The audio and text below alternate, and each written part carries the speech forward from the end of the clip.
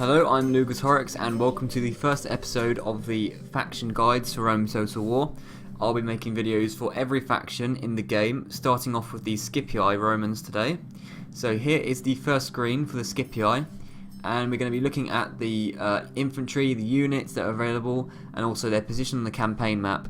And I'm just going to be discussing some tactics when playing as the Scipii Romans. So this is how you start out. The blue region, of course, are indicators of the Scipii Romans, the territories that they have. We'll look at that in a second, but first I'd like to look at the units that are available in this campaign. Okay, so these are all the units available for the House of Scipii. They're all very, very similar, the three Roman factions. There's actually four Roman factions, but the three playable Roman factions, the Scipii, Brutii, and Julii, they have very, very similar units, apart from one, I believe, that is slightly different, which we'll look at in a second. So looking at the starting units, obviously peasants, attack 1 and defense 1. All peasants in the game are pretty terrible, and these ones are no different. Town Watch is only one real step up from the peasants. They're nothing amazing. I tend to use them as sort of a last resort, maybe if you just want a little bit of garrison in a city.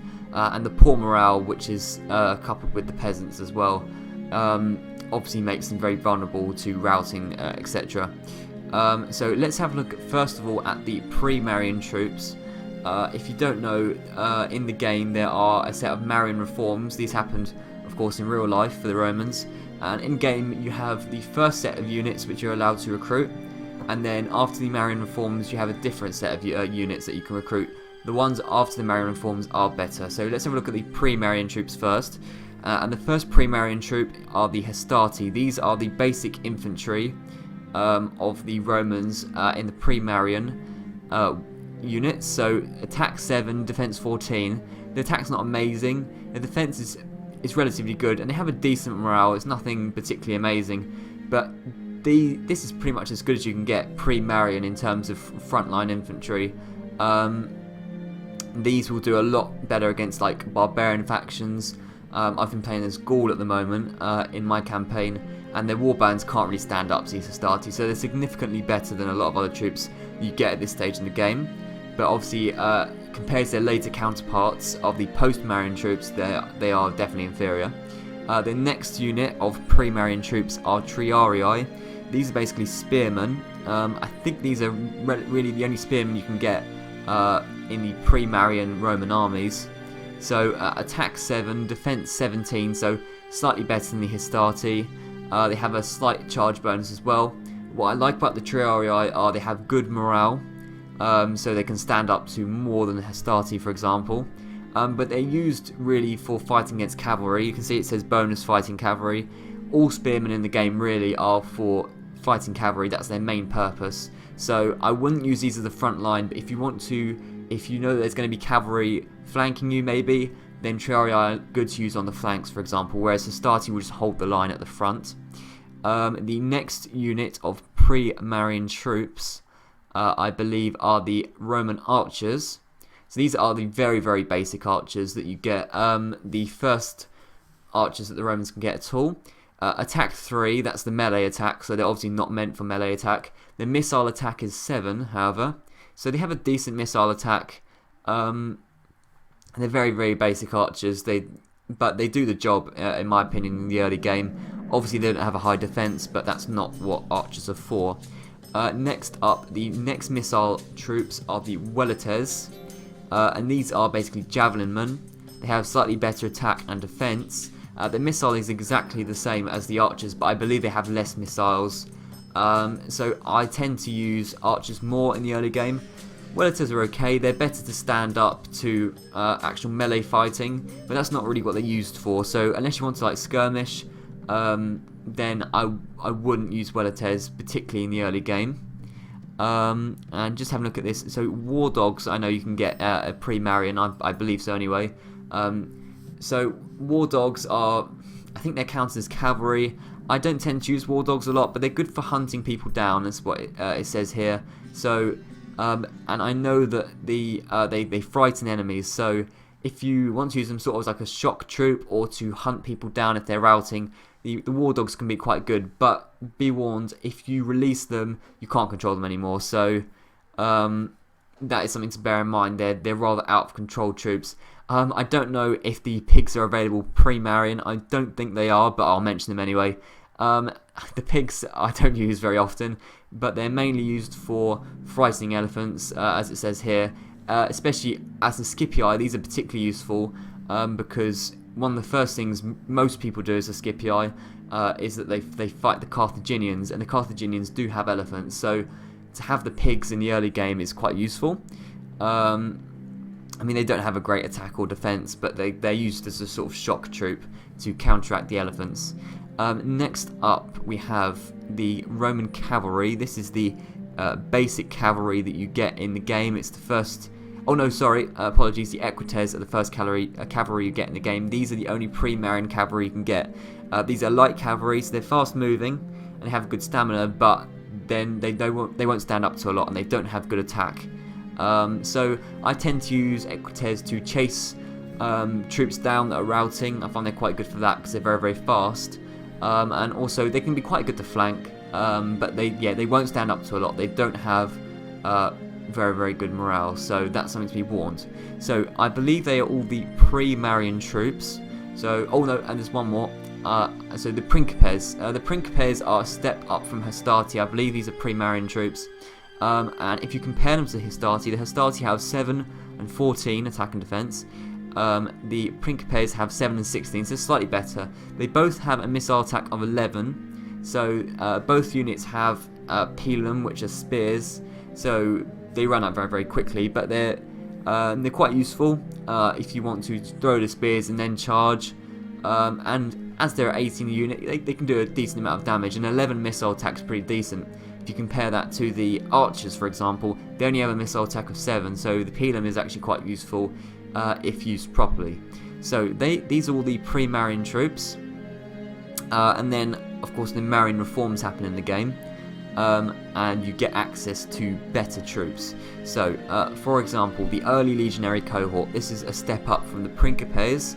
9 attack, 17 defense, and 13 missiles. So at this point, the missile attack becomes quite a lot better, and they have good defense. But the main difference I find between pre- and post-Marian troops, particularly the infantry, is the morale. The Principes and the Hastati don't have bad morale, but it's not excellent. Whereas the cohort that are available later on in the post-Marian have good morale. So even the early Legionary Cohort have good morale. They're well armoured, they have good stamina. They'll stand up to quite a lot before they rout. So that's very, very helpful. And then a step up from the early Legionary Cohort is the Legionary Cohort. Very similar attack and missile, but they have better defense, and they also have good morale. So it's a little bit more cost, but it just means they're even less likely to rout. So they're going to stand up to even more. And then next up from this, a big improvement in my opinion, are the Praetorian Cohort. These are beasts really in comparison to the earlier cohort and of course the Hastati. Attack 12, so the attack improves a bit, and so does the defense. At this point the missile attack is 16.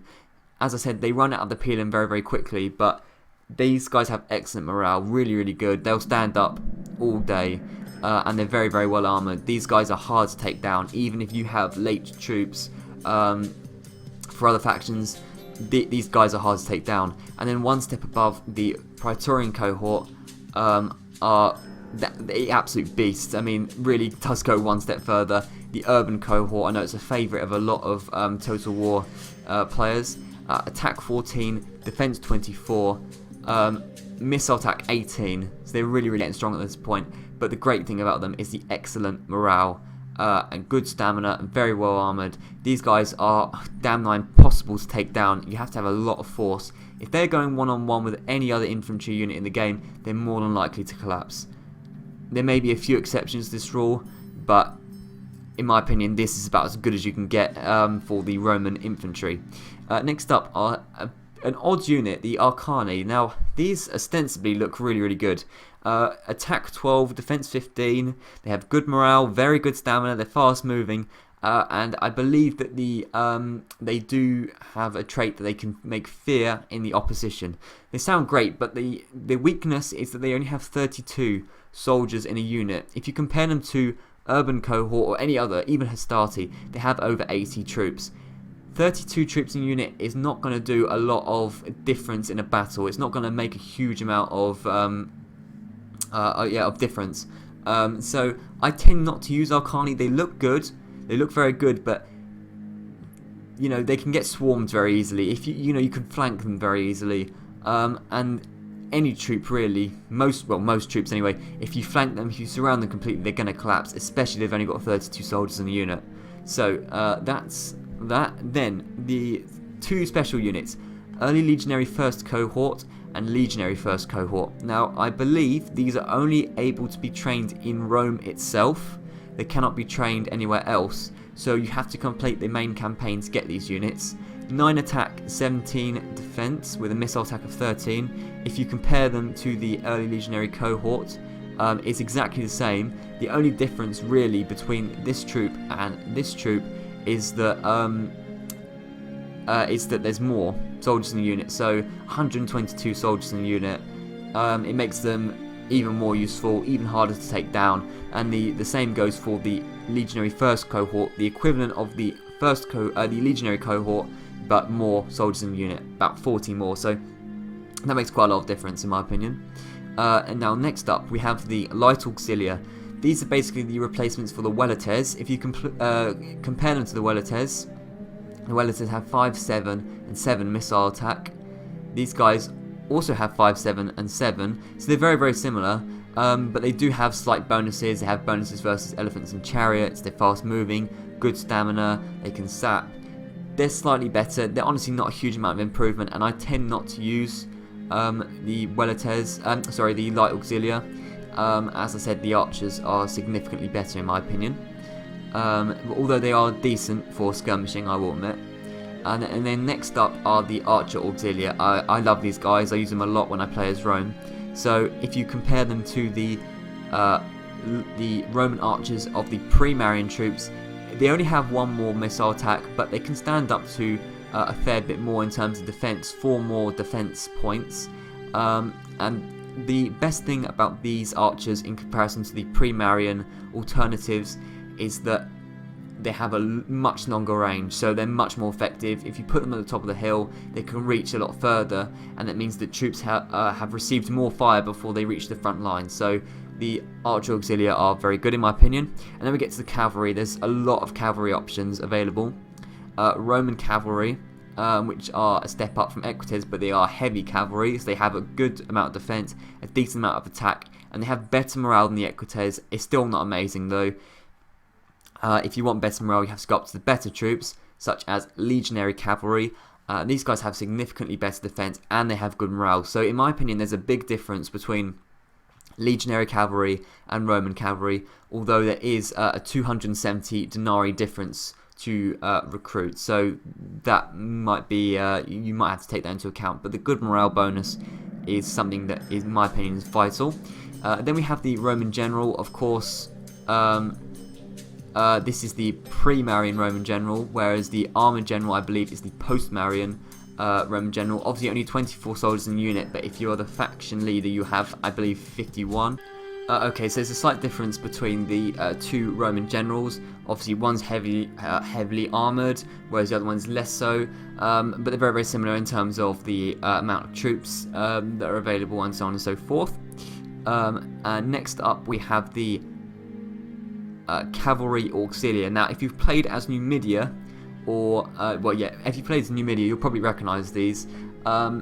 They are basically sort of a copy almost of the Numidian Javelin Cavalry. In real life, the Romans who fought the Numidians, I believe, actually did this. They saw how effective the Javelin Cavalry was because it was so fast moving, and they had and it was very, very hard to defend. You couldn't reach them with the heavy cavalry, for example, and they've adopted this in the game as well. So you can have the Javelin Cavalry, which you couldn't have before. This is the only missile cavalry the Romans get. It's not really a faction that relies on missile cavalry. I would say it's a faction that relies on heavy infantry more so, and heavy cavalry to some extent as well. But yeah, these guys can be quite effective if you enjoy skirmishing. They're very, very fast moving, and they're basically like Wellites or light auxiliar, but they've got a horse. That's essentially it. And then finally, we'll get onto the siege equipment. So the ballista, first of all. So these can be used to hurt enemies. Obviously, it's basically like a giant crossbow, and they can have the flaming missiles, long range. They're relatively accurate. And yeah, so that's what they're used for. I don't tend to use ballista a lot. I would just personally use onagers, but we'll get on to that in a second. Scorpions. Once again, it's sort of like a large bow with very long range missiles that can impale several men at once. But these are ineffective against walls and buildings, so you can't break down a wall with scorpions.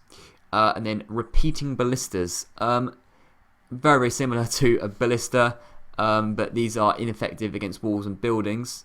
So don't use them against them. Whereas the normal ballistas are effective against buildings. They do 24 points of damage. So that's good, but they do have a greater defense. No, they don't actually. Apologise. They're repeating ballistas. Oh, it's semi-automatic. Okay, so there's more. It's a quicker amount of bolts. There's more bolts, and also there's more units. I can see there's double the amount. So they essentially do have better defense because there's more people defending the siege equipment. And then finally, we have what I tend to use more to destroy buildings, and that's onagers. So they can be used against troops as well. Relatively useful. I don't find them particularly accurate against troops. So I would use them against buildings more, especially if you have the flaming missiles. They're very, very inaccurate, can go anywhere. But obviously if they do hit a group of troops, then you're going to deal a lot of damage. So yeah, this is the onagers, and then one step up from that are the heavy onagers. They do the same but more damage essentially. And they're also very inaccurate as well. So yeah, I would use them against buildings more than troops. And then finally, there is one more unit. So all these units are exactly the same for the 3 Roman factions, apart from these guys, I believe, the Mirmillo Gladiators. So when you get up to a stage where you can have the final level of arena, each Roman faction can recruit a different set of gladiators. I'm trying to remember what the other 2 are. I think the Brutii have Velite Gladiators. Can't remember what the Julia have. Possibly Samnite Gladiators. I'm not sure. I'll have to check that. But the Scipii have Mirmillo Gladiators. 12 attack, 14 defense, with excellent morale. I quite like these guys. There's not a lot of soldiers in the unit, but I do like the morale. They will keep fighting all day, much like the Urban Cohort, who also have excellent morale, and they have very good stamina. So yeah, they'll just keep fighting basically. So yeah, I would say they're quite a fun unit to use. They're not great as a unit, but individually they're quite strong. So yeah, I do quite like the Mirmillo Gladiators. Okay, so we've looked at all the units that the Scipii can recruit. We're now going to look at the campaign map and sort of assess what kind of decisions you're going to be making in the early game.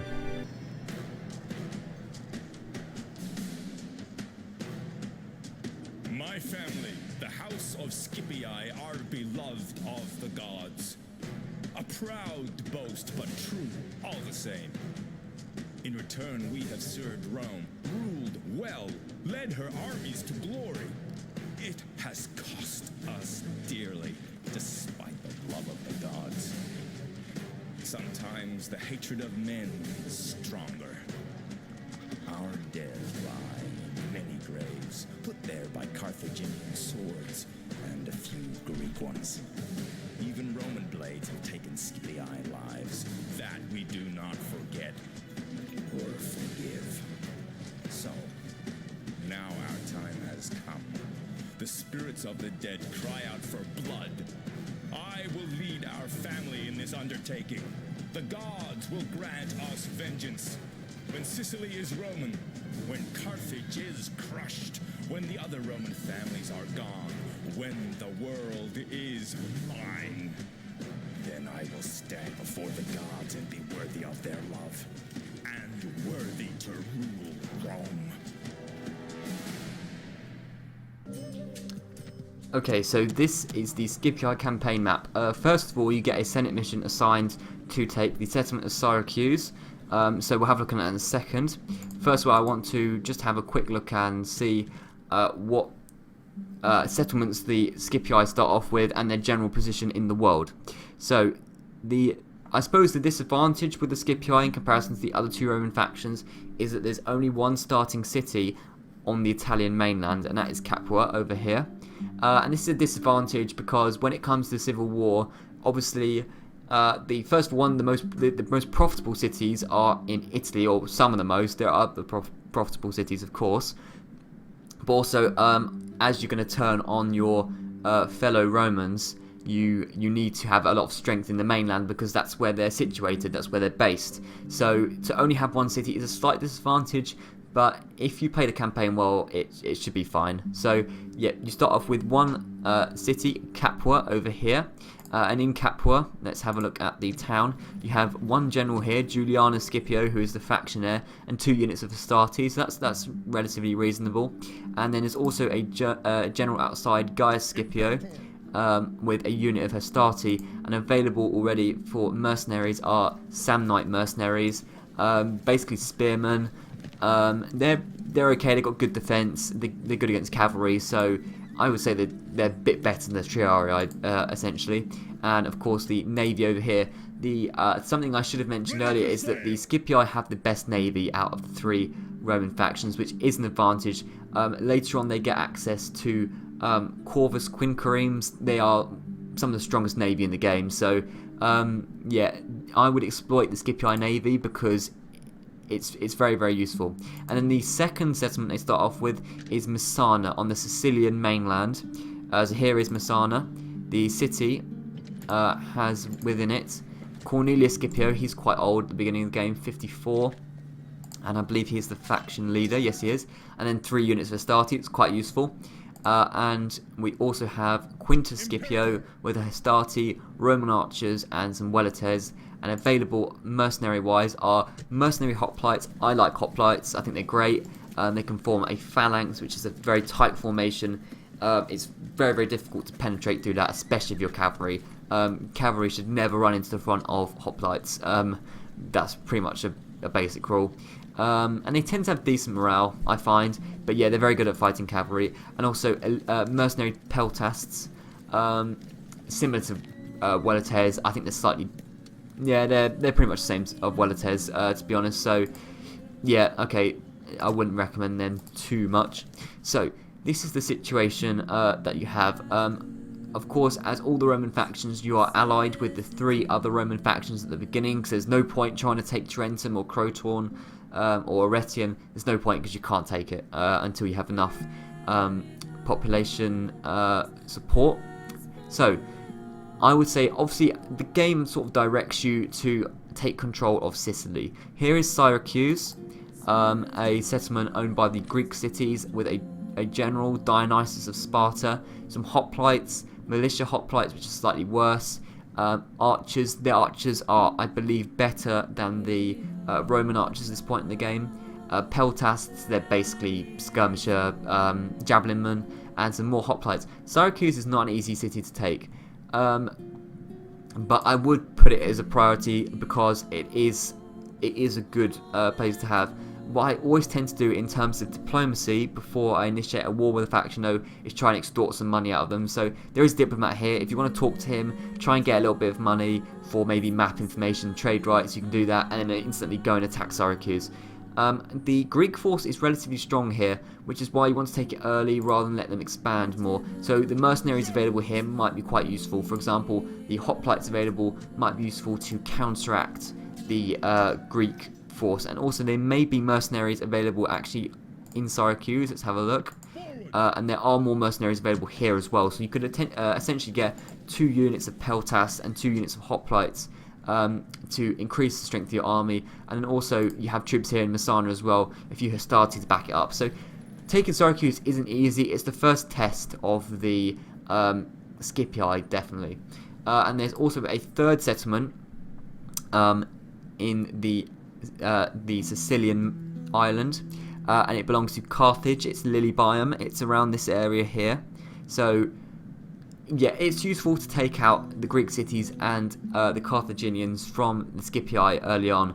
I would say that the Scipii have the hardest challenge in terms of the early settlements they have to take. Syracuse is relatively strong. Carthaginians they're not hugely strong, but they're stronger than the other troops. If you look, for example, at the Brutii, their first settlement, they're gifted basically. It's Apollonia. It's a bunch of rebels. There's 3 units, and they're probably going to be like mercenaries or peasants or militia hoplites. Nothing particularly amazing. And the Julii also have a rebel settlement, and they also have 2 settlements belonging to Gaul up here as well. So they have it relatively easy, whereas the Scipii don't as much. Now, as for faction advice as to where it's to expand for the Scipii, the game traditionally wants the Julii to expand up north into Gaul, and they will generally expand in this direction, so northwesterly direction.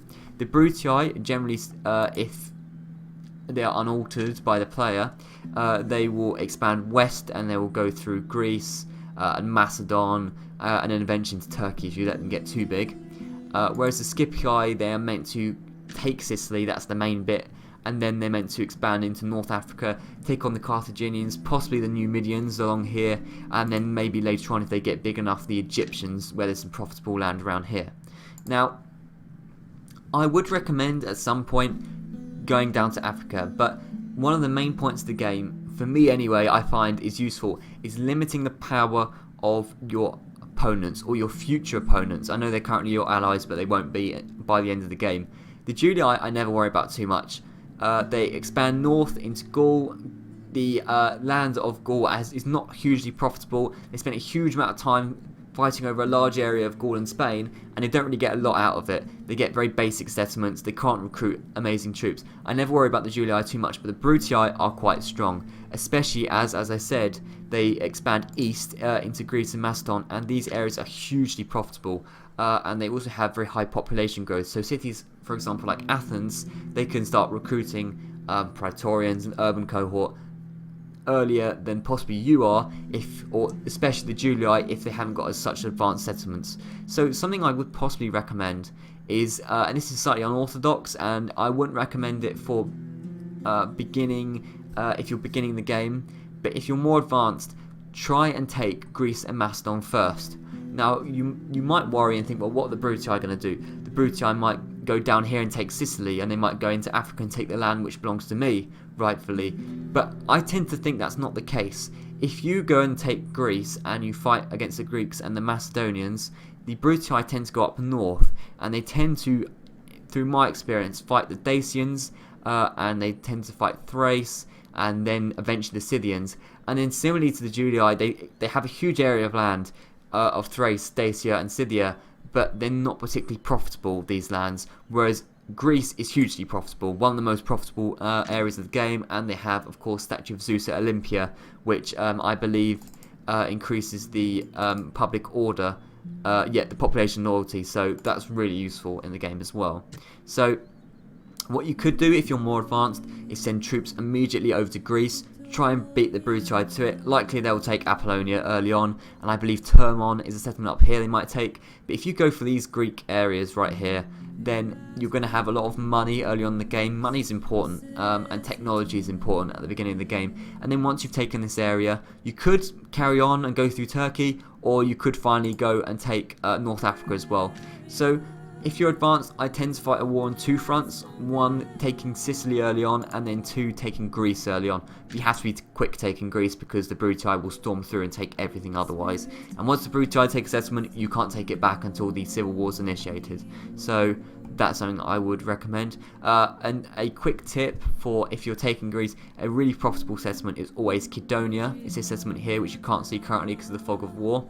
But Kydonia is great. It's hugely profitable. There's lots of dyes and stuff available, and it's a nice island to take in my opinion. So that's quite useful.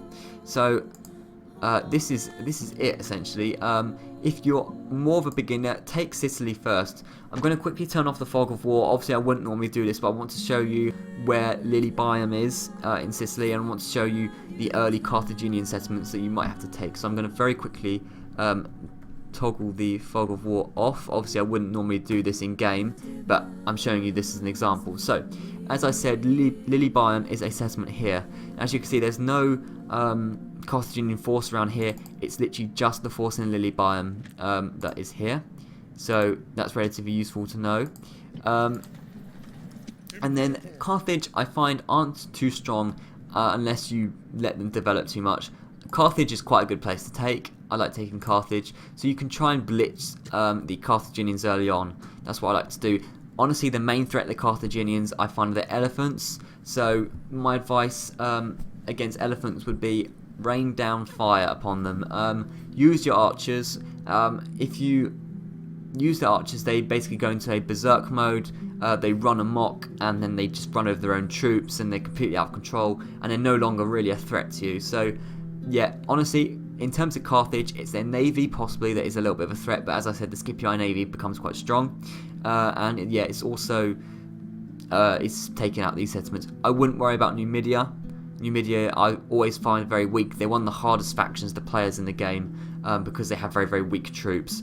The only annoyance is possibly their javelin cavalry, but that's nothing too strong. It's not going to dent your hopes completely. So, and then later on, as a Scipii, another profitable area you will eventually take is this area around Egypt. I do find Egypt difficult as a Scipii because it takes a long time to get over there. So, you know, obviously if you advance through North Africa, it takes a long time to get over, and by the time you get over, they have some strong troops. Egypt are a very unfair faction in many ways because they seem to just spawn troops out of nothing, especially on very hard difficulty, which is what I play on. But if you take particularly Alexandria and Memphis, first of all you get 2 of the 7 wonders of the world, and they're very profitable settlements as well. And in all this, any settlement that borders the Mediterranean Sea is profitable. So all this area is good to take eventually, but that's way, way, way in the future of the game. So talking about the Civil War, this is what I'm going to finally get onto.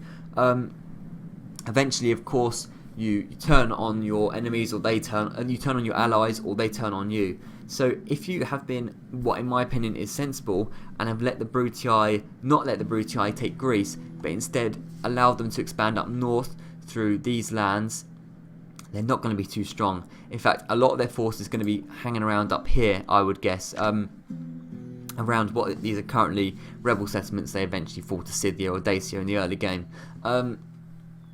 And if they do that, it means that these 2 settlements are vulnerable, Tarentum and Croton. And the beauty of the Scipii is, and this is why I think they have an advantage in the Civil War if you do this, if you have troops here in Bylazora, Thessalonica, Larissa, Thermon, Corinth, Sparta, Athens, you're going to have a strong force over here, by which point you're going to have a strong force over in Sicily as well, and you can basically sandwich the Brutii. Any force that is remaining in southern Italy are going to be sandwiched here, and you can take Tarentum and Croton with ease, at which point you have the south of Italy. Now, as I always say, the Julii aren't too much of a threat, but once you have such a strong force, you can go and sweep Rome, sweep Arretium and Ariminum.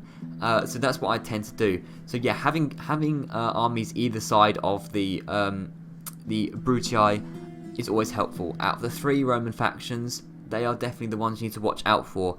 If they take Greece, it means it's more difficult at the end of the game. So that's what I'd recommend. I find the Scipii are very, very fun faction to play as, though. They have a lot of freedom in terms of where they want to start. But you have to play them sensibly. But I like the Brutii, the Scipii. They can get a lot of profitable land. They can basically control the whole of North Africa, and all those settlements pretty much have access to the Mediterranean Sea, so they're all profitable. So you can get in a very strong position by virtue of the fact that you have North Africa, even if you don't have Greece, which I would recommend going for Greece. But even if you don't have Greece and Macedon, then you're still in a good position, in my opinion. And don't forget Caralis as well. This is the settlement that tends to get forgotten about. When I played as Scipii, I forgot about Caralis, and the Julii eventually took it. It's a nice settlement to take. It's an island near Italy, and it's got some wine, I think, available, yeah. So good trade resource, for example, as well, and of course Parma, which belongs to the Carthaginians as well. So this is pretty much it. It's just a basic guide to the Scipii. It's just some advice about where I would move early on in the game, and also the unit types as well. I will be doing faction guides like this for every single faction in the game.